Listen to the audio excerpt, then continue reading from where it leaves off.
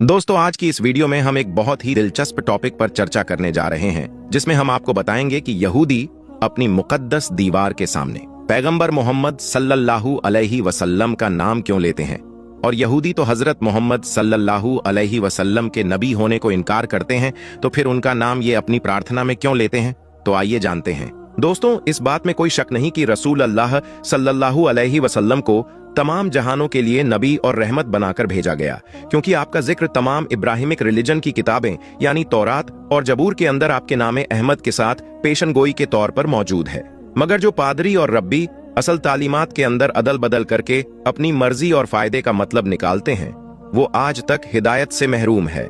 मिसाल के तौर पर यहूदियों की मिसाल ले ले, जो कि आज भी दीवारें गिरिया यानी दूसरी बार हैकले सुलेमानी की तबाही में बच जाने वाली दीवार को मुसलमानों के लिए खाना काबा जितना मुकद्दस जानकर इसके सामने मोहम्मद सल्लल्लाहु अलैहि वसल्लम का नाम बार बार पुकारते हैं।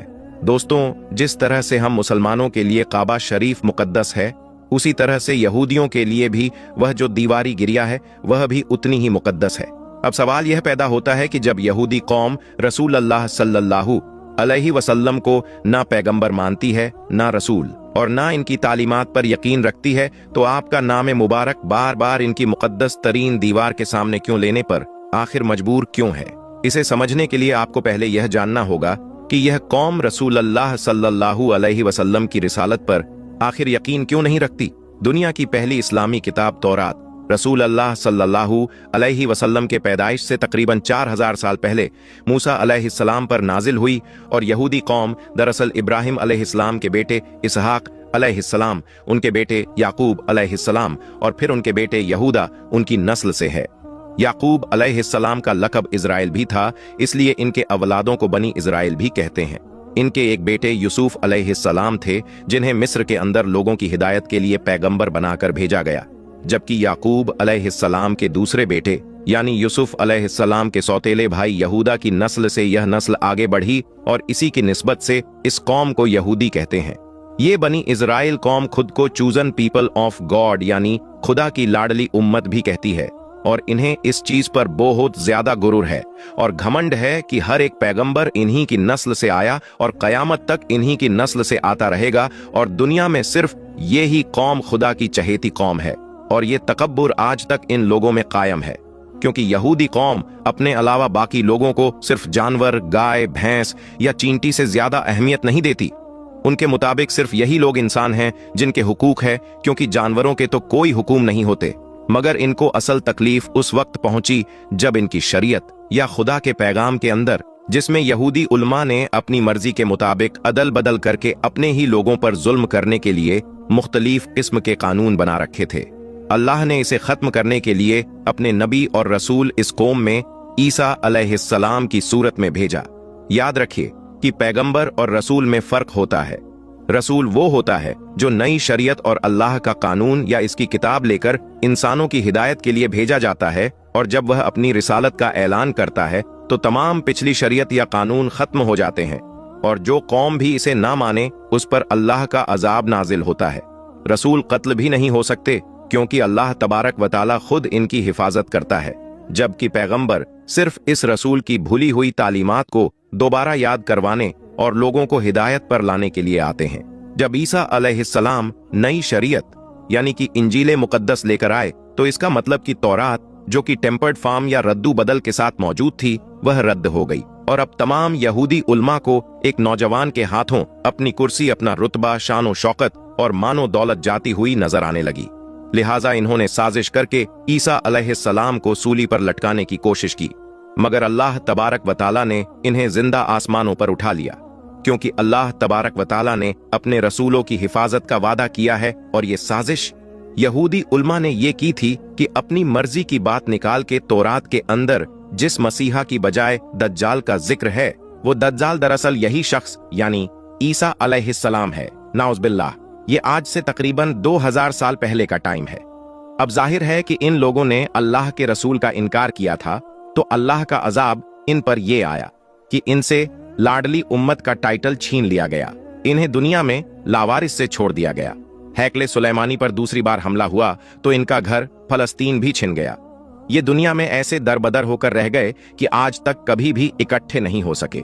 अब जाकर इजराइल में एक बार फिर से दुनिया भर के यहूदियों को लाकर आबाद किया जा रहा है, ताकि एक बार फिर से वह ग्रेटर इजराइल बनाकर एक बार फिर से अपने खोए हुए रुतबे को और पूरी दुनिया पर बादशाहत को हासिल कर सके, जैसा कि सुलेमान अलैहिस्सलाम के द्वार में थी, और जो उनका हक भी है, यानी जानवरों और कीड़ों मकोड़ों पर हुकूमत करना।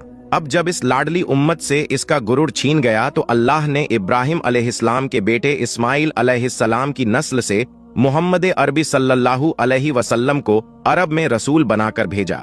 जबकि तमाम यहूदी यह सोचते थे कि वह इब्राहिम अलैहिस्सलाम के दूसरे बेटे इसहाक अलैहिस्सलाम की नस्ल से होंगे, क्योंकि तमाम यहूदी इनके बेटे याकूब अलैहिस्सलाम और उनके बेटे यहूदा की नस्ल से है, जबकि तमाम अरब इस्माइल अलैहिस्सलाम की नस्ल से है, जिन्हें अल्लाह के हुक्म पर इब्राहिम अलैहिस्सलाम ने उनकी वालिदा हजरत हाजरा के साथ मक्का के मुकाम पर छोड़ दिया था, जहां पर बाद में जमजम के कुएं की वजह से मक्का शहर आबाद होना शुरू हुआ। जब ईसा अलैहिस्सलाम के आसमान पर उठाए जाने के तकरीबन 600 साल के बाद मोहम्मद सल्लल्लाहु अलैहि वसल्लम जब अरब में तशरीफ लाए और नबूवत का ऐलान किया, तो जाहिर है कि यहूदी लोगों ने यह कहकर आपको मानने से इनकार कर दिया कि ये हमारी कौम यानी इसहाक अलैहिस्सलाम की नस्ल से नहीं, और दूसरा असल शरीयत तो शरीयत मूसा है, जो कि सिर्फ और सिर्फ इनके पास है, जबकि इसकी देखा देखी मोहम्मद सल्लल्लाहु अलैहि वसल्लम ने नाउज बिल्लाह इस कुरान को अल्लाह का पैगाम कहकर खुद से बनाया। मगर हक को पहचानने वाले लोग अल्लाह तबारक व ताला हर दौर के अंदर जरूर पैदा फरमाता है, जिन्होंने इस टाइम के अंदर भी आप सल्लल्लाहु अलैहि वसल्लम के पैदाइश और आमद की पैशन गोहियों को पहचान कर आपका इकरार किया, और आप ही अल्लाह के आखिरी रसूल और पैगंबर हैं, जिनका जिक्र नाम के साथ तौरात के अंदर मौजूद है, जिसका जिक्र और इनका इंतजार वो सदियों से कर रहे थे। तनाक ऐसी आयतों को कहते हैं जिन पर यहूदी और क्रिश्चियन सहमत है। बिल्कुल यही अल्फाज तौरात के अंदर भी मौजूद है और इंजील में भी, और यह दोनों अल्लाह के ही अल्फाज है, जबकि क्रिश्चियन इन्हें ओल्ड टेस्टमेंट या न्यू टेस्टमेंट बाइबल कहते हैं। किताब मुकद्दस में सॉन्ग ऑफ सुलेमोन में चैप्टर 5 की 16वीं आयत के अंदर यह लिखा है, जिसका तर्जुमा ये है, वह मेरा दोस्त है, वह मेरा प्यारा है, वो सबका मोहम्मदीम है, यरूशलेम की बेटियों। और इसी आयत का जिक्र आज भी यहूदी दीवारें गिरिया के पास करते नजर आते हैं, जो कि एक ही वक्त के अंदर न सिर्फ यहूदी बल्कि क्रिश्चियनिटी में भी नाम के साथ मोहम्मद सल्लल्लाहु अलैहि वसल्लम का जिक्र क्लियरली बयान कर रही है। और ये मुबारक नाम इतिहास में इससे पहले किसी शख्सियत का नहीं गुजरा है। अब सवाल ये पैदा होता है कि इतनी क्लियर निशानी मौजूद होने के बावजूद यहूदी रब्बी या क्रिश्चियन पादरी अपने लोगों को इस आयत का क्या जवाब देते हैं। दरअसल ये लोग खुद से इसका मतलब लोगों को समझाने की कोशिश करते हैं और इन्हें धोखा देते हैं और इन्हें बताते हैं कि इसका मतलब है सबसे प्यार करने वाला। अगर जाहिरी तौर पर देखें तो यह बात काफी लॉजिकल भी लगती है, क्योंकि इस पूरी आयत के अंदर एक ही बात का मेन मकसद नजर आ रहा है कि वह मेरा दोस्त है, वह मेरा प्यारा है। मगर सच यह है कि हमेशा इब्रानी जबान के अंदर किसी भी अहम और अदबी शख्सियत के नाम के साथ हमेशा एम के अल्फाज लगाए जाते हैं, और जब हम इन आयत को पढ़े तो इब्रानी जबान के अंदर यहूदी खुद मोहम्मद लफ्ज को मोहम्मदीम के नाम से पढ़ते हैं, बिल्कुल ऐसे ही जैसे ये खुदा के लिए अल्लू का लफ्ज इस्तेमाल करते हैं, मगर इब्रानी जबान के अंदर अदब की वजह से इसे एलोहिम पढ़ते हैं। लिहाजा साबित हुआ कि यहाँ पर मोहम्मद सल्लल्लाहु अलैहि वसल्लम का लफ्ज प्यार या शफकत के मायने में नहीं, बल्कि बाकायदा एक निहायत अदब वाली और मोहतरम शख्सियत की बात कर रहा है, और जो कि हमारे प्यारे आका हजरत मोहम्मद सल्लल्लाहु अलैहि वसल्लम का नाम मुबारक है। यहूदी उलमा जानते थे कि बहुत जल्द एक आखिरी नबी दुनिया के अंदर आने वाला है, और उनकी विलादत की निशानियों को देखकर, मिसाल के तौर पर आसमान में एक बहुत बड़े रोशन सितारे को देखकर वह समझ गए थे कि आपकी विलादत हो चुकी है।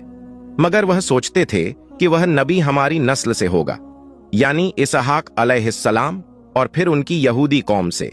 फिर भी अल्लाह ने इस कौम के ऐसे लोगों को हिदायत दी जो कि हक को पहचान गए, अपनी अना खानदान और रुतबे वगैरह सबको कुर्बान करके रसूल अल्लाह सल्लल्लाहु अलैहि वसल्लम पर ईमान ले आए। मगर जो बाकी बच गए, इन्हें अल्लाह ने हिदायत नहीं दी, क्योंकि ना तो इन्होंने कोशिश की और ना ही अल्लाह ने इनकी बदामालियों की सजा अभी तक इन पर मुकम्मल की है। इन लोगों ने जो अंबिया इकराम को कत्ल किया, वैसे ही ईसा अलैहिस्सलाम और मोहम्मद सल्लल्लाहु अलैहि वसल्लम को भी झुठलाया, जिसके अजाब का मजा भी इनको छकना है। और इनकी यही सजा इन्हें खींचकर दज्जाल के पीछे खड़ा कर देगी, जिसे वह असल मसीहा समझकर इसकी फौज का हिस्सा होंगे, और इसके बाद हक को बातिल की आखिरी जंग होगी। और अल्लाह का कानून है कि फतह हमेशा हक की होती है, और यह उस दिन भी होगी। दोस्तों, उम्मीद है कि इस वीडियो से आपको समझ आया होगा कि क्यों मुस्लिम स्कॉलर्स मानते हैं कि यहूदी धर्म ग्रंथों में पैगंबर मोहम्मद सल्लल्लाहु अलैहि वसल्लम का जिक्र मौजूद है। दोस्तों, अब आपको यहूदियों का पूरा इतिहास बताते हैं कि यहूदी कौन है और इनका मकसद क्या है, और यहूदी मजहब कैसे शुरू हुआ, और यहूदी मजहब आखिर मुसलमानों से चाहता क्या है, और इन यहूदियों ने अपने सीनों में कौन सा राज छुपाया है, और यहूदी लोग कौन सी पुरानी निशानियां को आज भी ढूंढते रहते हैं। इन सब सवालों का जवाब आज आपको इसी वीडियो में देंगे। इसीलिए आप इस वीडियो को लाइक करें या ना करें, लेकिन आप लोग इस वीडियो को आखिर तक जरूर देखिएगा।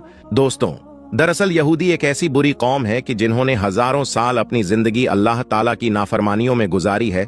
हजरत याकूब अलैहिस्सलाम के जमाने से बनी इजराइली नामी इस कौम की शुरुआत हुई, और इस यहूदी कौम की हमेशा से ही झगड़ा फसाद करने की आदत रही है। अल्लाह ताला ने भी इस पर बहुत बार लानत की है, और इस बनी इजराइल के धोखेबाजी की पूरी कहानी कुरान पाक में बताई गई है, जिसके बाद इस कौम को हुकूमत के पद से हटा दिया गया, और फिर उसकी जगह हुकूमत का पद मुसलमानों को सौंप दिया गया। दुनिया भर की कौमों में यहूदी एक ऐसी कौम है जिसको अल्लाह ताला ने सबसे बड़ा मुजरिम ठहराया है। कुरान शरीफ को गौर से समझने पर यहूदियों का जो जुर्म खुलकर सामने आता है, आज आपको इस वीडियो में खुद ब खुद मालूम पड़ जाएगा। प्यारे दोस्तों, ये कौम हमेशा वादे के खिलाफ काम करती थी। आखिरकार तूर पहाड़ को उठाकर इनके सरों पर लटकाया गया, लेकिन इसके बावजूद भी इनके वादा तोड़ने का सिलसिला चलता रहा, और वह लोग कुरान की आयत को बेचकर अपने गाने बजाने का शौक पूरा करते थे। दूसरों को नेकी करने को कहते थे, लेकिन खुद नहीं करते थे।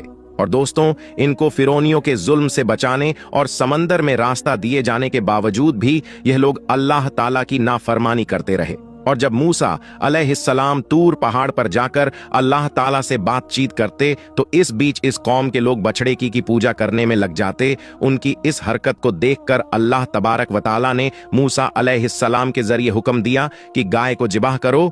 तो यह सुनकर लोग हैरान हो गए, और उन लोगों ने मूसा अलैहिस्सलाम से कहा कि आप जाइए और अल्लाह ताला का सही हुक्म लेकर आइए।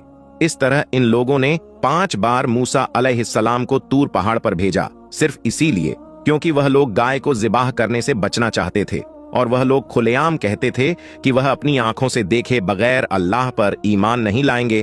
खैर दोस्तों, अल्लाह ताला ने जब इन्हें बगैर मेहनत किए आसमान से खाना भिजवा शुरू किया, तो इन लोगों ने जिद करके उसको बंद करवाया, और उन्होंने हजरत मूसा अलैहिस्सलाम से कहा कि उनके लिए खाने पीने का इंतजाम, जैसे कि अनाज, सब्जियां, फल वगैरह जमीन में ही उगा दिया जाए। जबकि दोस्तों, रेगिस्तान की कड़क धूप से बचने के लिए भी अल्लाह ताला की तरफ से इन पर बादलों का साया किया गया। लेकिन इतना सब कुछ मिलने के बावजूद यह लोग अल्लाह ताला के सामने नहीं झुके। फिर अल्लाह ताला ने इन्हें बस्ती में दाखिल होते वक्त माफी मांगने का भी हुक्म दिया। हालांकि इस हुक्म को मानने में किसी तरह की कोई परेशानी नहीं थी, लेकिन पता नहीं इस कौम ने क्यों अल्लाह तबारक व तआला का हुक्म नहीं माना, जबकि अल्लाह ताला ने अपनी रहमत से इस बस्ती में 12 कबीलों के लिए अलग अलग 12 पानी के चश्मे पैदा कर दिए, ताकि इन लोगों के बीच पानी को लेकर कभी झगड़ा ना हो। मगर इस एहसान के बावजूद भी वह लोग अल्लाह ताला के तमाम नबियों की बुराई करते रहे। आसमान से भेजे गए पैगंबरों को कत्ल करने और उन्हें फांसी पर लटकाने से भी बाज नहीं आते थे, और इन्होंने ही हजरत यहया अलैहिस्सलाम को कत्ल करवा दिया था, और हजरत ईसा अलैहिस्सलाम को सलीब पर लटकाने का प्लान भी इन्हीं लोगों ने बनाया था।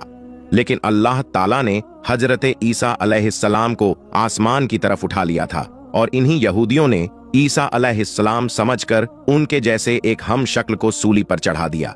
यह कहते थे कि पैगंबर सिर्फ बनी इजराइल के लोगों में से ही हो सकता है, इसीलिए वह बनी इस्माइल के पैगंबर हजरत मोहम्मद सल्लल्लाहु अलैहि वसल्लम पर ईमान नहीं लाए, और हजरत जिब्राइल अलैहिस्सलाम को 1 नंबर का दुश्मन मानते थे। इसीलिए क्योंकि हजरत जिब्राइल अलैहिस्सलाम वहीं के जरिए इन लोगों की प्लानिंग की खबर अल्लाह ताला के नबियों को दे देते थे, और यहूदी यह तक कहते हैं कि हजरत जिब्राइल अलैहिस्सलाम ने नबूवत के लिए किसी गलत इंसान को चुना है, माज अल्लाह। और दोस्तों, अगर नबी करीम सल्लल्लाहु अलैहि वसल्लम की मजलिस में इनके किसी आदमी के मुंह से सच्ची बात निकल भी जाती थी तो वह बाद में उन्हें बुरा भला कहते थे और बड़े दावे से इस कौम के लोग कहते थे कि अल्लाह ताला के चहीते हैं और जहन्नम की आग इनको कभी नहीं छुएगी। हालांकि इस यहूदी कौम दोस्तों, पैदाइश के वक्त बच्चे के कान में अजान देने से क्या होता है? जब इस पर जर्मन के एक वैज्ञानिक ने रिसर्च की तो ऐसा क्या मौजज़ा सामने आया जिसने लोगों को इस्लाम कबूल करने पर मजबूर कर दिया। आखिर वो क्या चमत्कार था जो जर्मन के इस डॉक्टर ने नबी पाक सल्लल्लाहु अलैहि वसल्लम की इस हदीस मुबारका में देखा, जिसमें बच्चे के पैदा होते ही कान में अजान देने का हुक्म था। बड़ी हैरान करने वाली जानकारी आपको बताएंगे। गुजारिश है कि इस वीडियो को एंड तक जरूर देखिए। दोस्तों, इस्लाम इंसानों के लिए एक मुकम्मल ज़ाब्ता हयात है।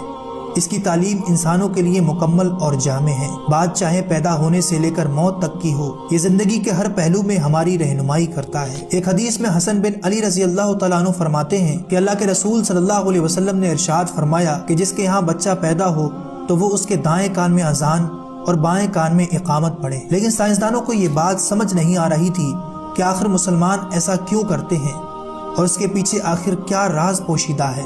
बज़ाहिर तौर पर उलमा इकराम ने जो इसके बारे में हिकमतें बयान फरमाई थी वो ये थी कि अजान के कलिमात से शैतान भाग जाता है, जिसकी वजह से बच्चा उसके शर से महफूज रहता है। और इसके अलावा इसमें यह मसला भी बयान किया गया कि बच्चे के दुनिया में आते ही इसे जो दावत मिले वो अकीदाए तौहीद, अकीदाए रिसालत और नमाज की दावत हो। लेकिन साइकोलॉजिस्ट के माहिरीन ने इस बात पर रिसर्च की कि मुसलमानों के यहाँ बच्चे के पैदा होते ही इसके कान में अजान क्यों दी जाती है। इन साइंसदानों को हदीस में छिपे इस मौजज़े का अंदाजा उस वक्त हुआ जब फ्रांस में एक लड़की को हॉस्पिटल के अंदर दौरे पड़ना शुरू हुए। वो अपनी रिसर्च में मजीद लिखते हैं कि जब उस लड़की को दौरा पड़ता तो वो जर्मन जबान में बाज मजहबी दुआएं पढ़ना शुरू कर देती। वो लड़की रहने वाली फ्रांस की थी लेकिन जर्मन जबान का एक लफ्ज भी नहीं जानती थी। जब दौरे में उसने जर्मन जबान में कुछ दुआएं पढ़ना शुरू की तो सारे डॉक्टरों ने शोर मचा दिया कि इस लड़की पे तो कोई जिन्नात या भूत सवार है। ये लड़की तो जर्मन जबान नहीं जानती, फिर ये जर्मन जबान कैसे बोल रही है? जरूर इस पर कोई जिन्नात सवार है। आखिर साइकोलॉजी के एक माहिरीन डॉक्टर ने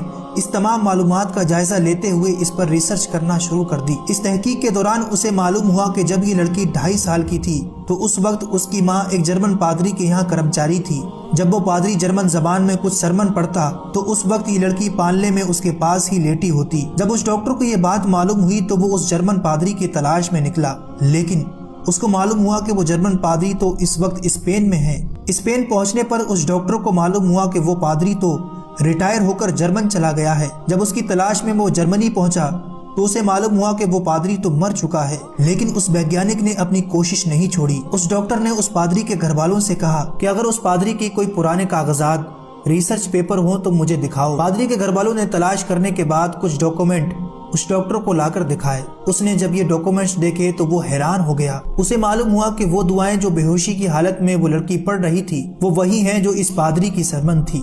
उस डॉक्टर ने इस तमाम तहकीकात के बाद जब इंसानी दिमाग पर रिसर्च की तो उसने ये क्रक्स निकाला कि जब बच्चे की पैदाइश के दौरान जो बातें उसके कान में डाली जाती हैं वो बातें उसके दिमाग में सारी जिंदगी के लिए महफूज रहती हैं, और जब भी उसके सामने वो अल्फाज दोहराए जाएं तो उसका दिमाग इन अल्फाजों को डिटेक्ट कर लेता है और कुदरती तौर पर उसकी जबान से वो अल्फाज खुद ब खुद जारी हो जाते हैं और उसका दिमाग उसको ऐसा करने के लिए तरगीब देता है। और यही वजह है कि अल्लाह के रसूल सल्लल्लाहु अलैहि वसल्लम ने इरशाद फरमाया कि जब किसी मुसलमान के यहाँ बच्चे की पैदाइश हो तो फौरन उसके एक कान में अजान और दूसरे कान में इकामत पढ़ो।